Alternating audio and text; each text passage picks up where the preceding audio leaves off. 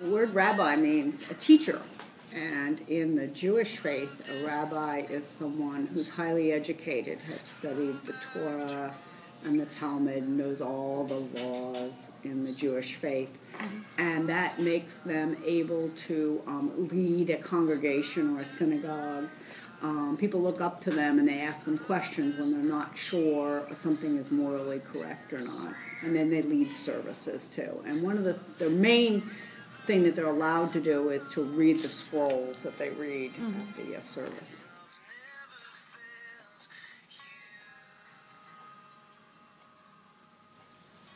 Not currently. Starting from when I was about 8, my family celebrated a Christianized version of Passover.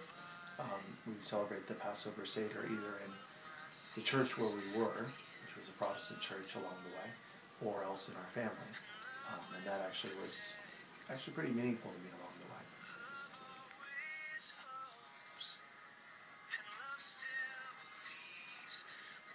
the way. As far as I know, there are no saints in Judaism.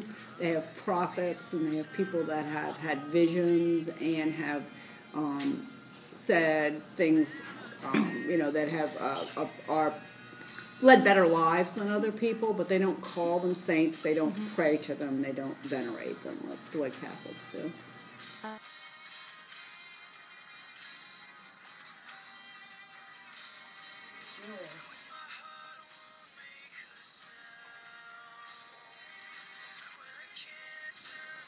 The Messiah has come, and he will come again.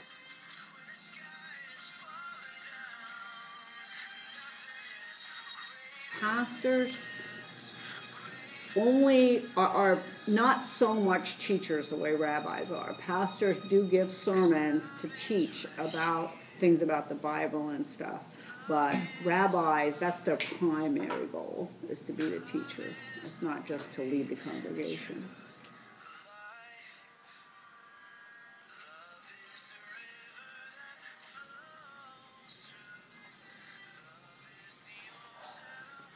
There were some further Eastern churches that split off earlier within Christian history that are called things like the Oriental Orthodox churches and the Assyrian Church of the East and so on. The Great Schism occurred in 1054 between Catholics and Orthodox. And then in the early 1500s came the Protestant Reformation, where a lot of groups split off from within the Catholic Church. The four sort of main roots historically within the Protestant groups can be identified as the Lutherans, which is connected to Martin Luther and to countries like Germany, Denmark, Norway, and Sweden. Then the Reformed, or sometimes called Calvinist root, which is connected to John Calvin, and can be connected especially to Holland and Scotland. Then the whole English grouping, which has some contradictory elements within it. Part of that's tied to Henry VIII splitting off of the Anglican Church, but not only that, because the Puritans, who are also the Congregationalists, were already there and already wanted him to go further. And there's a lot of groupings that come out of the English.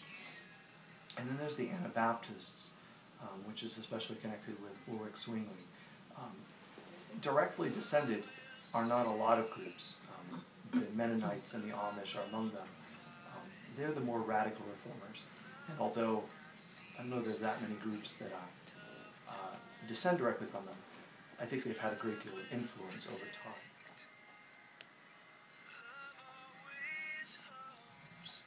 It's rabbis.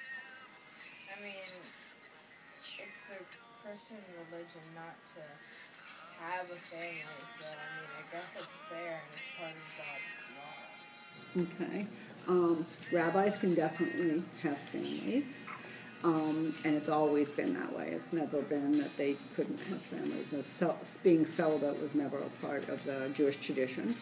The priests, that being celibate became a part of the Catholic tradition, not at the very beginning even, because even Peter was married before he became Pope.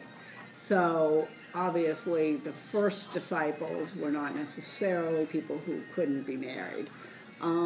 I think that there was a time when it was a good idea to have priests not be married, but I think it should be a personal choice now to a priest whether he wants to be married or not.